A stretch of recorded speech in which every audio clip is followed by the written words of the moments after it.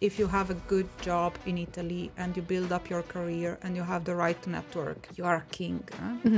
While here, it felt like even though I am good, I'm not indispensable anymore. You were born and lived all your life in Italy. Yes. And then you made the big transition to move to Amsterdam the same Yes. week as me. Yes, indeed. I come from Italy, but all my career was built here. And I miss Italian lunch, for example. I miss some cultural aspect, but working culture wise here, I think is best. From here to Italy, it may seem very attractive, but if you want to find a job as a permanent employee in Italy and you come from here, can be a very big shock. And I ended up in recruitment almost by mistake.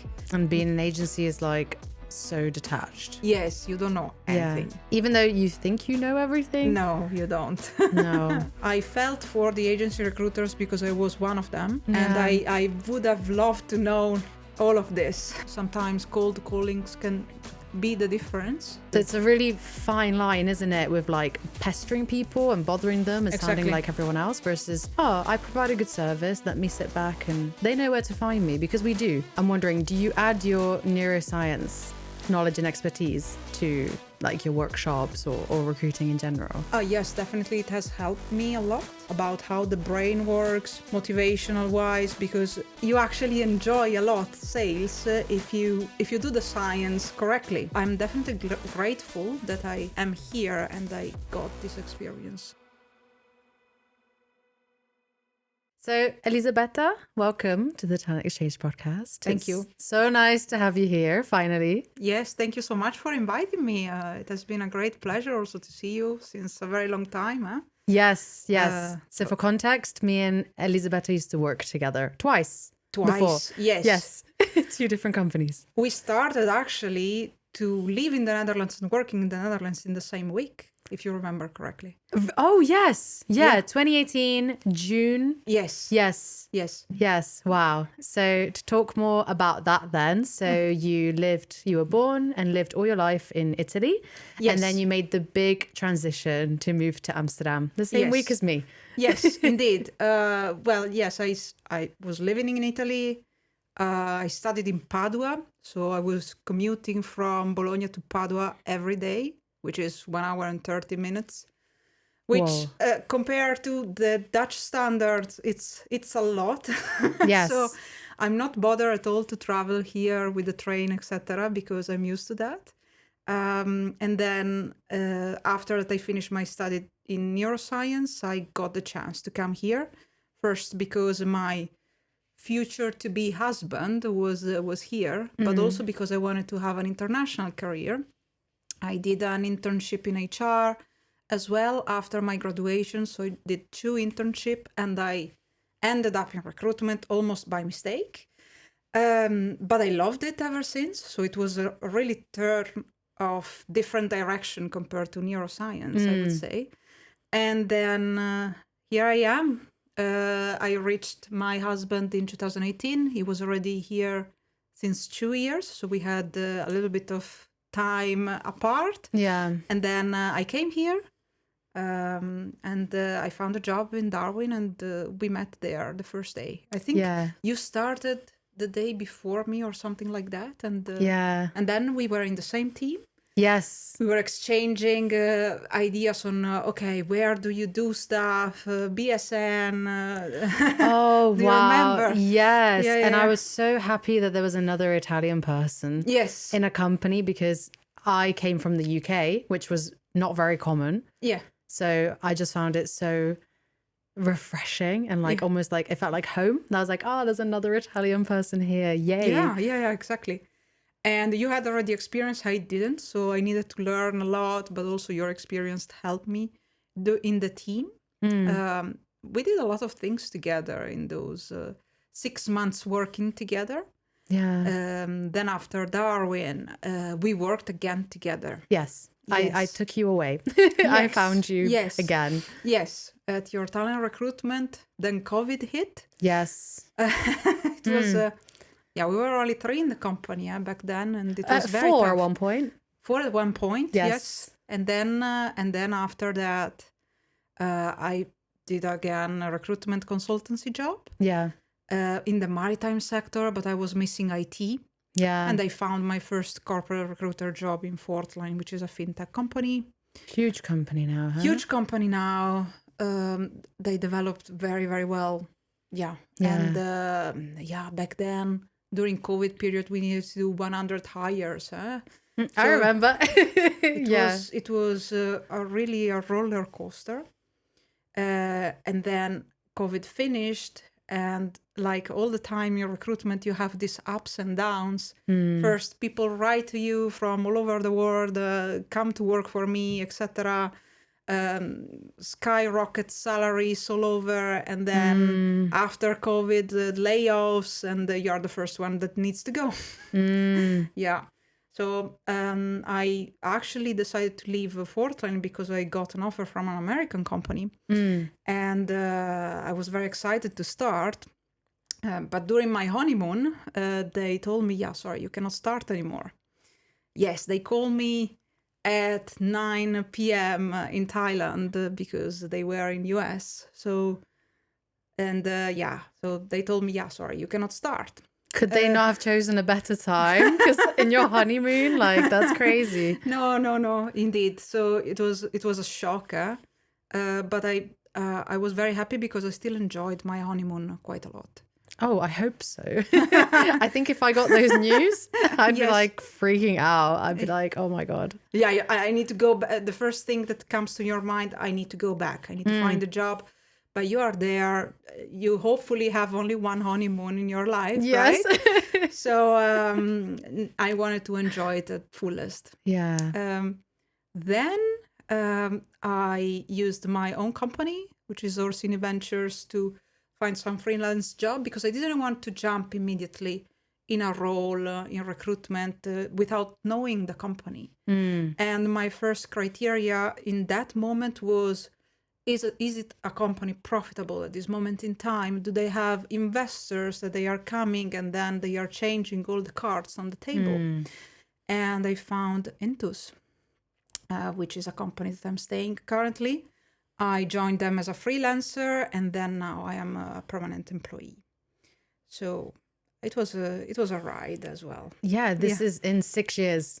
All of this happened. All of this happened in your life. Yes. Also with some work in between, because I also worked as a motivational coach here and there. I did a workshop in Darwin as well, not so long ago. Oh, really? Yeah. It was very fun. So now with my own company, basically, I'm thinking to do something like that. And we are developing a workshop on that field since I studied neuroscience, psychology, and I'm interested in that field. But for the rest, I'm being more into recruitment, HR, onboarding. So I like the horizontal role that comes from hiring to the aftercare. Yeah. So basically a generalist. That's why startup are very interesting for me. Yes. Yeah. Because you need to do so many stuff. Yeah. Yes. Need to do everything. You need to be like 3 departments Yes. in one go. Yeah. Yes. It's challenging. It's a lot of hours sometimes. Yes. It's a lot of work, but it is, the most rewarding, right? Yes. Yeah. And I come from Italy, and but all my career was built here. I know the Dutch market and German market way better now than the Italian market, for sure. Yeah. So even if my roots are Italian, for sure, and I miss Italian lunch, for example, I miss some cultural aspect, the aperitivo time. Yeah, the sun, obviously. The sun. But working culture wise here, I think is best. Yeah, it's more solid. And I think if people are listening and, they think, oh, I'd rather live in Italy, I'd rather live in Bologna or in Milan, for example. That sounds a bit more attractive than Amsterdam. Can you tell us a bit more what propelled you to move, apart from your husband being here? What else was it that attracted you to Amsterdam? Well, yes. So I was 19 years old, and it was 2007, 2008. There was the big crisis, which hit Italy very, very badly. They never actually recovered from it. And I remember I was working to get some money. I was very relaxed because back then there was still the conception that you can find a job very easily. You don't need a degree, maybe. Yeah, if you have a degree, you can have a better job, like here, basically. But after that moment, everything went a bit spiral, so you couldn't find anything. So I started to feel the ground under my feet a little bit going away. And that's a feeling that I will never forget. So coming here was basically a decision made in 3-4 years, in which I developed the idea that, okay, I need first to speak very good English, I need to be educated, and I need to go away to find a job that actually suits me, that I decide which job I want to do. Yeah. Otherwise, here you just end up with something that happens to you. You don't really have a lot of choices. Maybe you get to know somebody and then you need to work for them because that's the only option. Yeah. So it was that moment that everything changed for me. It was a big shock. That's also why, as an expat here, you always try to do your maximum. You see, for example, maybe colleagues that are used to work 32, 36 hours per week. Yeah. I don't have that concept built in my roots because I always think, okay, I need to perform, I need to give my best. And exceed that comes, expectations. Exactly. And that comes with that shock that we had in 2007. So, well, when I met Giovanni, he was already ahead thinking like that as well. And like all the Italians that come away or all the expats that come here, we were like, okay, we are going. And I did first an Erasmus program in Düsseldorf. And then he reached me. And then we had, we have seen Amsterdam for the first time during that period together. And he had an interview and he got a job. So that turned everything, basically. So to come back from here to Italy, it may seem very attractive, but first of all, it's a very different mentality. So there is a little bit more of hierarchical culture than here. Yes. Here is more horizontal, I would say. And so that's the first thing that pops to my mind. And yeah, so also every single job is in Milan. So every single big job or a particular job, for example, social media marketing, you need to go in Milan. So there is not a lot of choices. That's why Milan is very, very crowded and rental prices are going up quite a lot. Yeah. So if you want to find a job as a permanent employee in Italy and you come from here, can be a very big shock. You need to find it in Milan with a very high rental prices, maybe. My suggestion would be, okay, if you can do something remotely and maybe with a Dutch company here as a freelancer and you have a very specific technical job that you are indispensable, that you can do it from there, that's perfect. You can build more income as well from trading or whatever to have actually a better stability with your family. So you need to have a plan as a family to build up that possibility with networking, with it's going to take a while, I think. It's not going to be a shift like that. So it's easier to move here to Amsterdam Yes. and work here as opposed to moving to Milan, for example. Yes. So we have actually the intention to go back one day. Let's say in 7-8 years.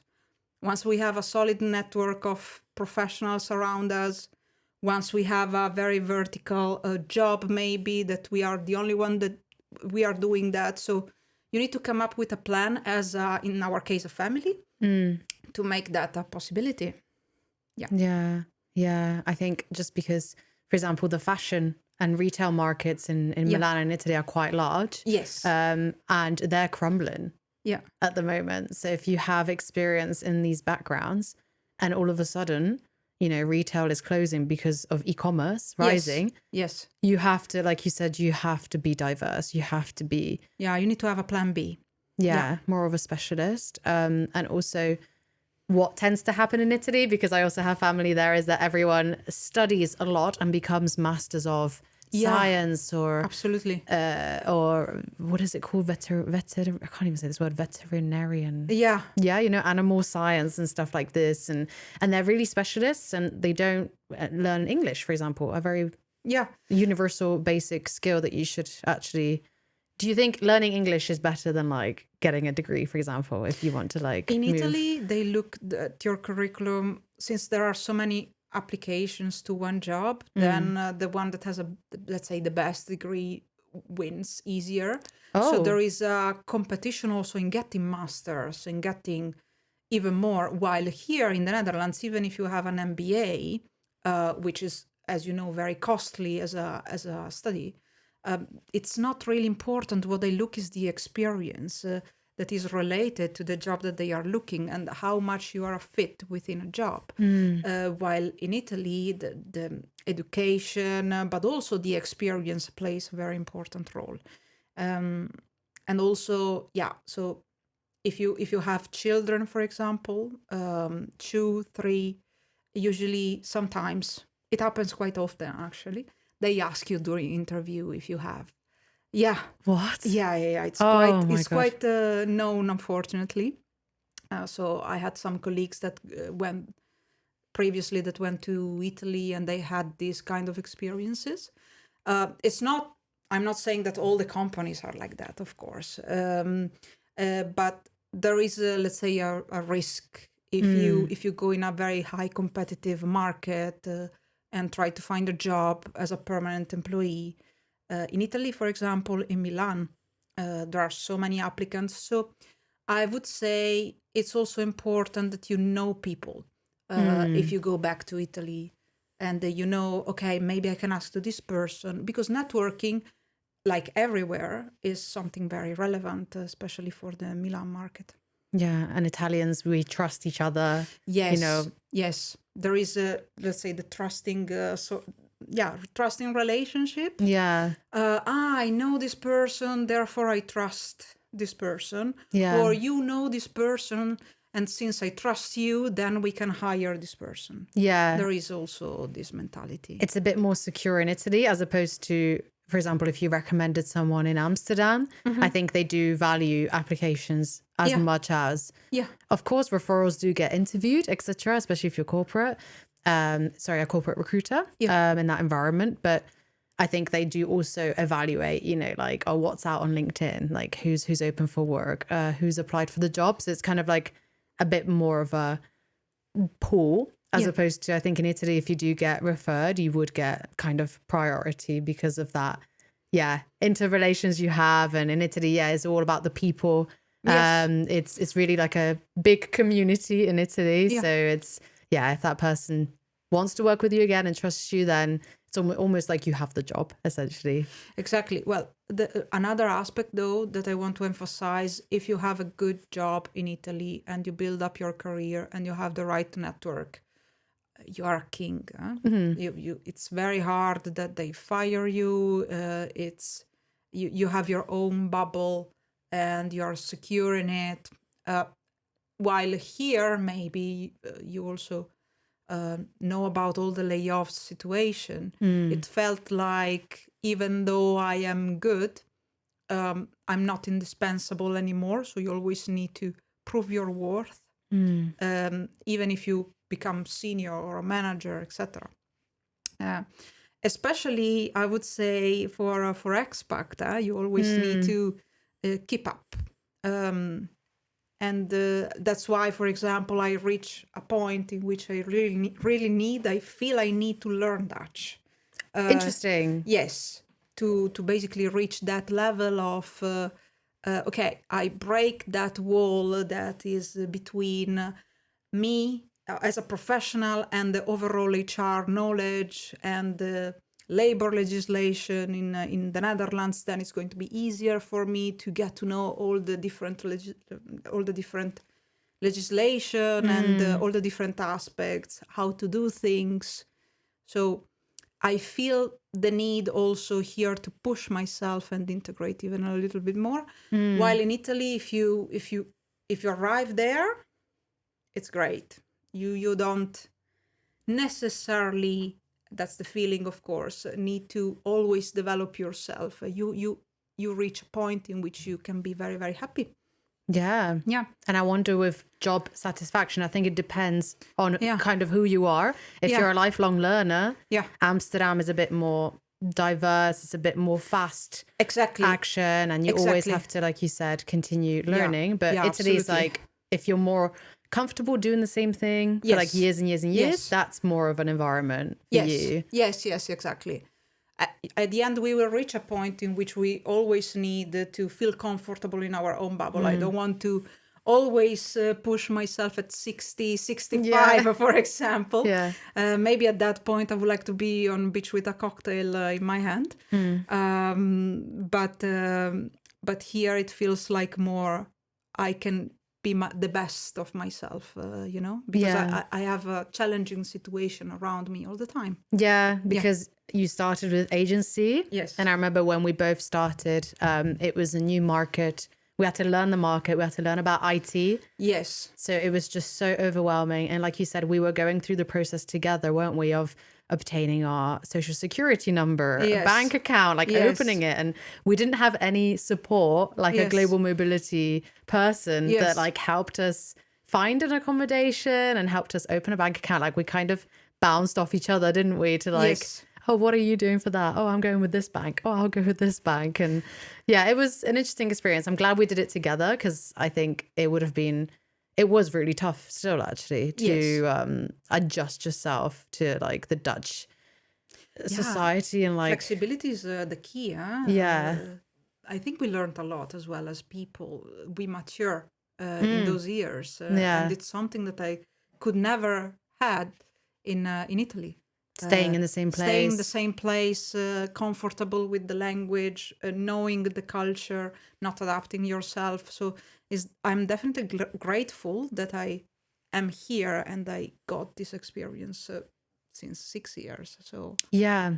And it's been so much, like agency, which is really diverse, and then you did corporate. Yes. And then the situation in Thailand, for example, that happened to you as well. So you've been through a lot in such a short period of time as well. So talk us through as well about then being an expat, even though you are European, going from Europe to Europe, like different countries within Europe. Talk us through your experience about how it's, if it's exceeded your expectations versus if it's been completely different to what you thought it would be moving here. It actually has been a blast. If I look back, usually when you look back, you don't really feel, oh, it was so difficult. Even though it was, if you look back, you feel, I did it. I went through it. So it doesn't feel that heavy anymore. But in those moments, when I lost the job that I really wanted to do, I wanted to start, or when we needed to do 100 hires and our whole team in Christmas resigned, for example, and they needed to work through Christmas to get a manager with a lot of pressure, and nobody was working. So it was very challenging, if I remember those periods. Plus, I was even preparing the wedding at the same time, so it was a lot to take. But looking back, I think, no, definitely I'm stronger now. And that's what I'm grateful for. So now I can have all the challenges on me. I can also negotiate better. I know myself more. I know where I give the best of myself, and when there are situations that I cannot, for example, it's too much. And I speak up. So those situations really gives you an insight of who you are and what are you built of. Yeah. And how far are you with learning Dutch? Because I remember you used to speak, you spoke way more than me. I was like, damn, she's really good. Well, I have to say that working in a Dutch company, and I was basically almost the first one international in the company of 70 people, really, really helped. Now I am a little bit far compared to last year, but the company is investing also in me, and they are allowing as well the possibility to have a course once a week. with a tutor. So I'm learning quite fast now, I have to say, because the company is believing in me and is investing in that knowledge, and it's amazing. So I'm really keen to speak more and more. So I would say that now I can handle some meetings and I listen and I can respond back. But being fluent in a professional way is something completely different, of course. You need to build that language and that knowledge and maybe start to do some presentation. So you also need to give yourself the time to develop that skill. And Dutch is quite a hard language. Yeah. If you didn't know German, for example, before. So Yeah. yeah. Yeah, I totally agree. Like all the pronunciations, all the Yes. different like wordings in the sentences that you have to like mix up depending on like if you say need, nodig, it goes right at the beginning of the sentence. Yes. Doesn't make sense for us, but it does for a how do you say it? I'm losing my words. I think because we're speaking Italian, I have Italian coming first in my head. You probably have this anyway. Yeah. When I speak with you Italian, and then I needed to wave somebody in English, I start to speak Dutch or vice versa. So it feels like the brain can only handle 2 languages at once at a certain degree, and after a while you develop the third language. Somehow. I think until you learn 4, that's when your brain's a bit like, this is what it is now. We're just collecting languages like Pokemon. Yeah, exactly. If you're a Dutch national, you're born here, it's easy for you because you grow up with this language. And but for example, for us, Italian is easy because we're born there, but my husband struggles to say basic words and stuff, but not like throwing shade. Sorry, Jamie. No, it is a difficult language as well, Italian. And I hear this a lot, that if you want to move to Milan and stuff, the companies primarily work in Italian. Yes. But in Netherlands, especially in Amsterdam, where we have more of a leeway. I think everyone here speaks English.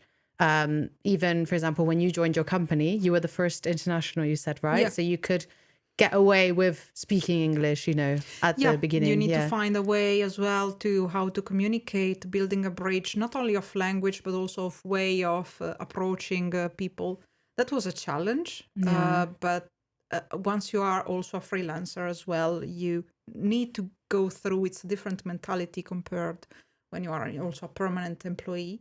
That helped me a lot because, I need to push myself. I need to be here every day to show them that I am actually, even if I speak English, I'm not biting anybody. So I needed them to get to know me. So you need to make an effort of integration, which is if you are only one in a company, you need to do a lot of effort. For example, going to see all the people, asking questions, stop to the coffee machine more. You are the one that needs to push a little bit the conversation. Yeah, I found that too when I freelanced and I did my assignment, and I was literally in the same position as you. I was the second international person in the company.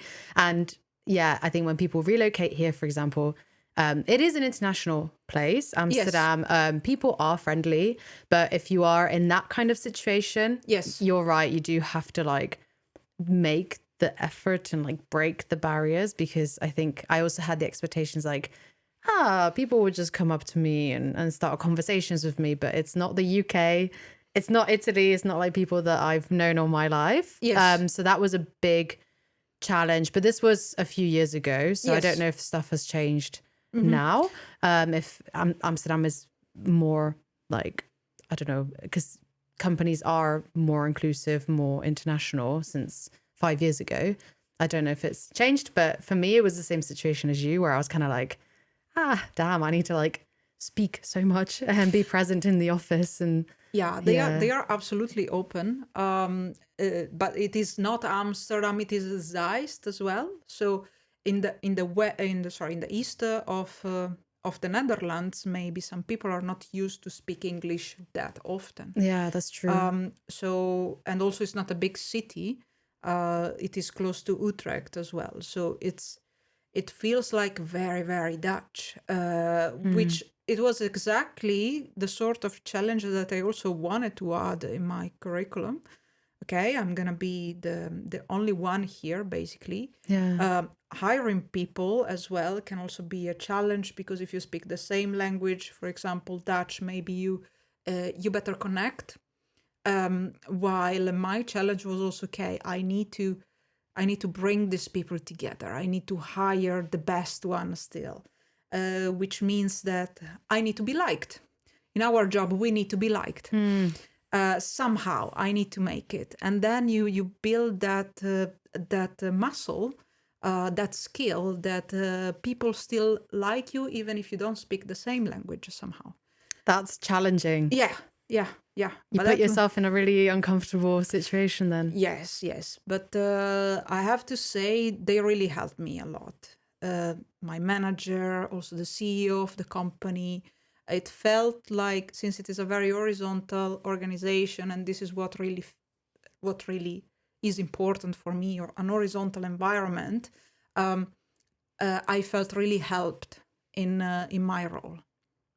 Yeah. And I think going back to what you said about learning Dutch, I've learned it now to, like, where I can do meetings. I did do interviews when I was laid off in Dutch as well. God, it gave me a headache because it's like the third language in your brain, working overtime. Yes. But now I find I don't really speak it since I've moved away from the south of Holland to like the center of Amsterdam. Yeah. I feel like it's an unused skill now, unfortunately. I do read some like news and stuff, and, you know, the belasting, you know, tax stuff, all the documents in Dutch. But like for day to day, I don't know. I barely use it. So I feel like, like it's really fun to like learn a new language. You do really push yourself and challenge yourself. But do you find you're using it more in like a more remote part of the Netherlands than you were before? Definitely. I bought a house in Bussum together with my husband. And there I really try to integrate also with the community. Also because we are having a baby. So Congratulations. Yeah, thank you. It is important that I start to get into the community. So, for example, I went to a pregnancy group and they were all speaking in Dutch, and they knew all the neighbors in Bussum, all the different part of Bussum. So really that was another challenge, but I did it. I introduced myself in Dutch, and I said some words I even made a joke at a certain point in Dutch. I felt proud of myself. Yeah, no, kudos. Yeah. So definitely you need to start to speak Dutch more and more. You need to put yourself in situations that you need it 100%. Yeah. Amsterdam is very international now. Yes. Which is also feels good. You say, this is my comfort zone now, with all the internationals, all the different nationalities. Oh, where are you come from? Oh, cool, interesting. But at the same time, I want to build this other muscle, which is integrating to the Dutch culture. You wanted to be corporate ever since I knew you. Since you moved here. Yes, because I wanted to know the situations behind everything. So and being an agency is like so detached. Yes, you don't know anything. Even though you think you know everything. No, you don't. No. Yeah, there is so much stuff within a company, right?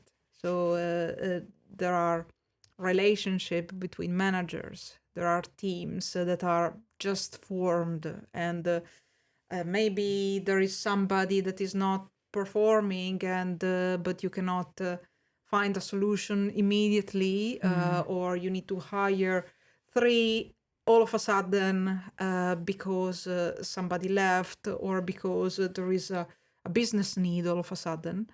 So yeah, it's and if you are there, you know immediately the situation, right? Yeah. And what was the challenging part about agency, apart from being distanced, like from the company and hiring manager themselves? As an agency recruiter, you think you are asking all the questions that you need to do your job, but you aren't. you realize all the questions that you will need to ask to the recruiter or the HR manager once you are a corporate recruiter and a hiring manager. So I actually have been to agency recruiters because now it's also a tough time for them, especially in tech. Companies are more conservative in hiring now, besides maybe some AI roles and some other DevOps, for example, is always trendy. You probably be better agency recruiter now because you know the entire process. Yeah. But you're giving back, right? You're helping out agencies. Yes. So the idea is to start a motivational workshop to actually help support the agency recruiter to get to know what a corporate recruiter needs from an agency recruiter once they need one. And also, it's a hard job being an agency recruiter in general. You always need to find your own motivation. You always need to push yourself. And most of the time in this market, maybe you find yourself a little bit, okay, what am I doing? You also rarely receive feedback that are constructive enough to build a partnership with a company unless you have a relationship for a very long time. But if you need to build a network from scratch, like a lot of agency recruitment companies are doing now, building it all from scratch, it is hard. It takes a lot of time. It takes email not responded, calls not responded. It takes also a lot of calls as well, because I do believe that sometimes cold callings can be the difference, but maybe in a different way, compared to what agency recruiters did in the past 3 years. So you need to find a creative approach to be able to keep yourself motivated and also to get more responses, get more feedback as well. Yeah. So because what you want at least is a feedback about your message, about a call. And that really gives also, if somebody gives you feedback, you're already closer to that person. Yeah, because they felt good enough they felt good enough with you to share that feedback with you. Exactly. So, I feel for them because it's not an easy market. It has not been for corporate recruiters. It has not been easy as well for agency recruiters, for sure. If there is a budget cut, for example, agency recruiters are the first one maybe that are not gonna getting the roles anymore. Yeah. And I think hiring managers and corporate recruiters, maybe you're receiving a lot of messages as well. I do. Yes. On a daily basis. That all kind of sound the same. Yes, exactly. So our responses either are not there. So we tend to I'm guilty of this. I tend to ghost sometimes people that are just wanting my business and not wanting to have a connection or a relationship with me, right? Exactly. Because it all kind of starts sounding the same. So like you said, having a different approach, because cold calling isn't necessarily dead. Do we want unsolicited phone calls during the working day for someone asking for jobs from us? Maybe not.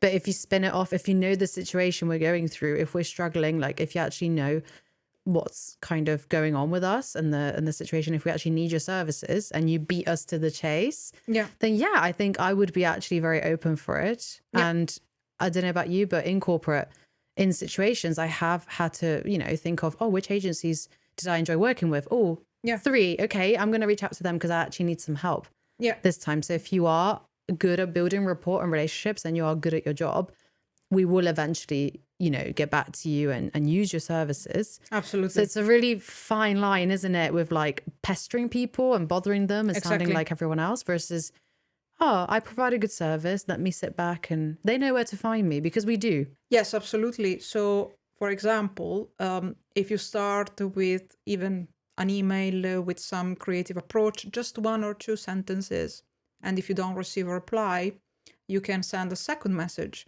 I receive a lot of messages that are just ones, for example. And then since we receive so many messages, we forget very easily. Also, it is important at the same time to contact the recruiter of a company if you want to collaborate. Because in the moment that we learn that went maybe behind and with a hiring manager, etc., then we want to have a meeting with you anyway. Yeah. We want to get to know how you work. How do you work? Because we want to be partners with external agencies, and we have very specific needs. So we want to know what is the candidate situation at the fullest, ideally. Yeah. So in any case, we are going to have a meeting, basically. So if you start by sending messages to us, you can send it once, twice, 3 times, and send us meme or something that attract attention compared to the rest.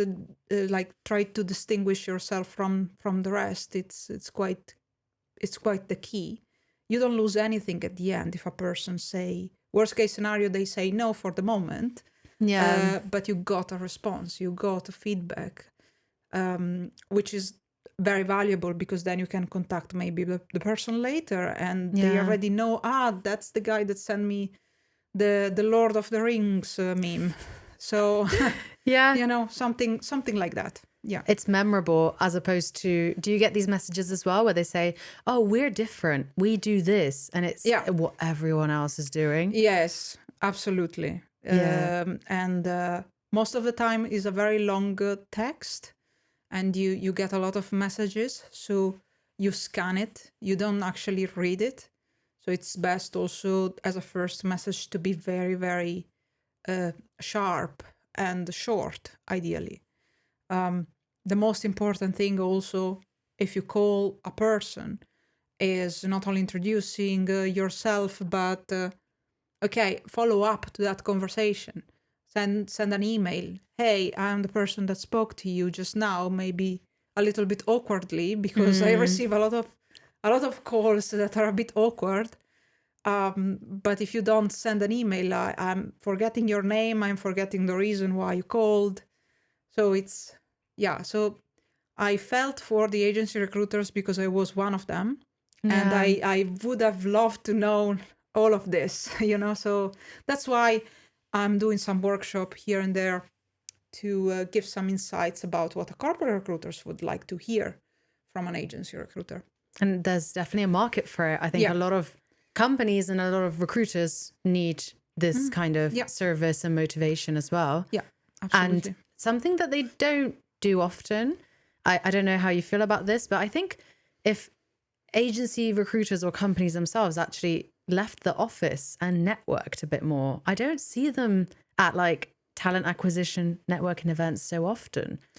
Or they create one maybe to and invite you there, but maybe they try to attract more the candidate base, so they do more, for example, if they are tech recruiters, they do more, I don't know, a technology stack meeting to invite the people and maybe some hiring managers there. But most of the time in this meeting, the HR people or the recruiters are or maybe not invited, or not even maybe taken in consideration for those initiatives, which I would put all your stakeholders in those meetings if you can. If a hiring manager cannot come, which is usually the case, because usually these meetings are at 5 or at evenings. You need also to get somebody from that company that can be a potential partner with you. And that would be the best approach in my view. Yeah, I think it's just to build rapport quicker and easier. Yes. I think we've gone to quite a few recruitment events, and I've met agencies there, and they give me their cards and stuff. But because I've met someone that they seem genuine, kind, and you know, it's not like just a cold call or an email and I don't know who this person is. They stick to my mind because I've actually met them, had a drink with them. They took the time to actually learn things about me instead of just asking for like my budget or like my role. And I think just speaking from like a corporate recruiter's perspective, like being on this side, because we've been on both, it sometimes, I don't know if you feel like this, but especially if you're busy, you're in a flow, you're doing well in the company, it does feel a little insulting sometimes, even though agency recruiters don't know this, when they say like, oh, hey, I see this position's open for X amount of days. I can help you. I know someone. And it's kind of like, hey, I'm doing it. Like, leave me alone. I'm just Yes. trying. Yes, also when they think they can help you, but at the end they didn't understand the main requirement, I would ask, okay, I see that is open since 3 months. What are the struggles that you are having? So like I would ask a question instead of saying, I can help you. Because maybe there is a reason behind a position open since 3 months or 4. And you need to understand the situations behind it. So asking a questions is always more powerful, in my opinion, than a statement in general when you try to break a barrier with somebody, because in this way you can get some answers and about the situation, about the company, about the team. And if you also want to contact then the hiring manager later, you know more. So knowledge is power, and the problem that agency recruiter have is getting that power basically. I guess it's an art that I would have loved to know when I was doing it. Yeah. And that's why maybe more knowledge about how to get there is indispensable. Yeah. Especially at this point in time. Yeah. And asking a question to a stranger on the internet when you're trying to get business out of them will more likely to get a response than a statement. Yeah. Because Absolutely. it triggers someone, they want to respond. If they're fine, at least they tell you and close the chapter. If they're not fine, they are struggling, maybe they're like, okay, this person maybe has a solution for me and they've got me at the right time. Yeah. So maybe I will answer this person. I think when it's just, one sentence and just saying like, I could do this, it kind of sounds like they're on the pedestal and they're like, I'm better than you at your job and I don't even work at this company. Yeah. But without, of course, they're just trying to help. So with you giving advice, I'm wondering, do you add your neuroscience knowledge and expertise to like your workshops or recruiting in general? Yes, definitely. It has helped me a lot. Also, when I finished my graduation, I did an internship in which there were all psychologists in HR. So they were doing psychotitudinal tests and see the traits that, for example, for certain roles, they were more required back then in Bologna, Toyota. So that experience plus my knowledge in studying in Padua, cognitive psychology and psychobiology, helped me definitely to build those workshops as well about how the brain works, motivational wise, because at the end recruitment is a sales job. You need to have clear goals, and there is a very clear science on how you need to reward yourself and how you can get to the next point. Basically, you do a checklist, you get to it, and then you get a dopamine effect out of it. So definitely it has helped me tremendously in achieving and in building me and in building my sales skills.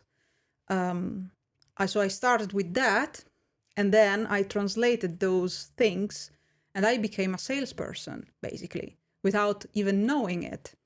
And that was surprising, actually, because you actually enjoy a lot sales if you do the science correctly.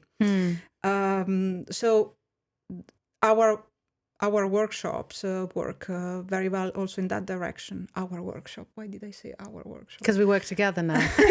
Again.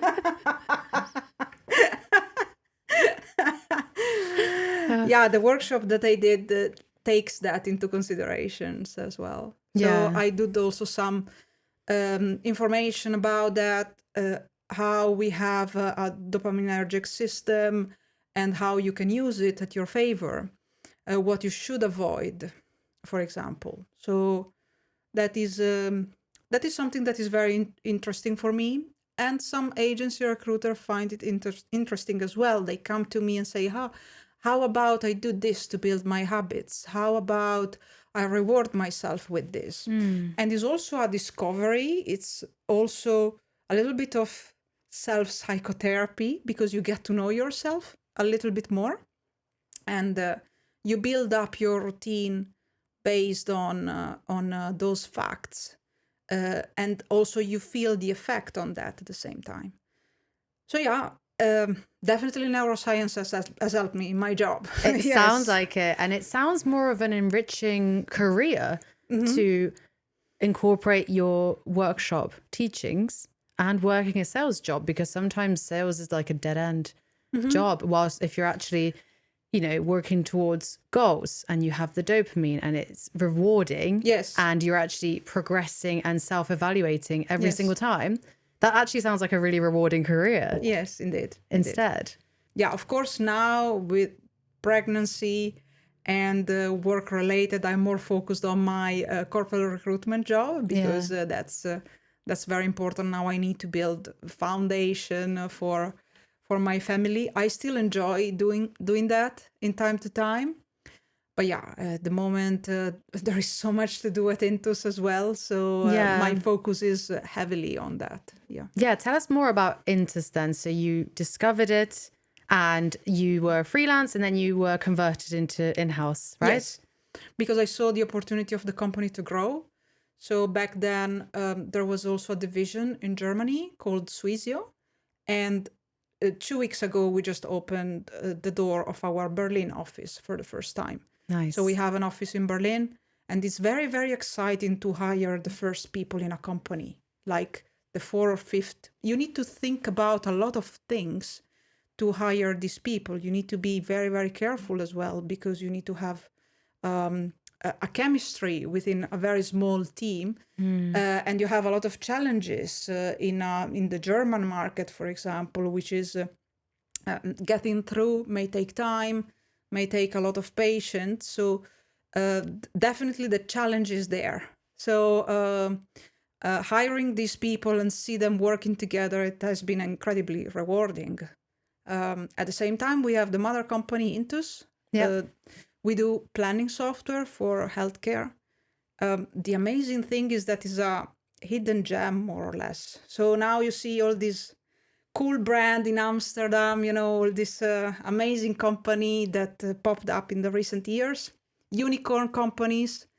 So Intus is more, I would say, humble in that aspect, but they have 20 years of experience. They know what they are doing, and we have 190 clients almost. So it's a lot.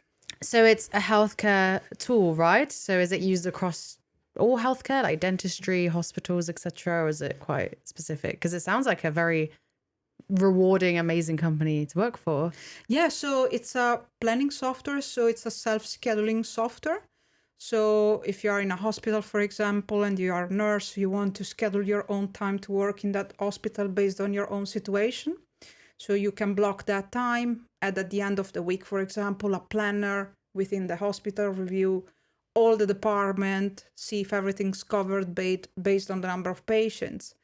And at the end, also, the hospital pays the nurse based on those hours. So we have a responsibility also.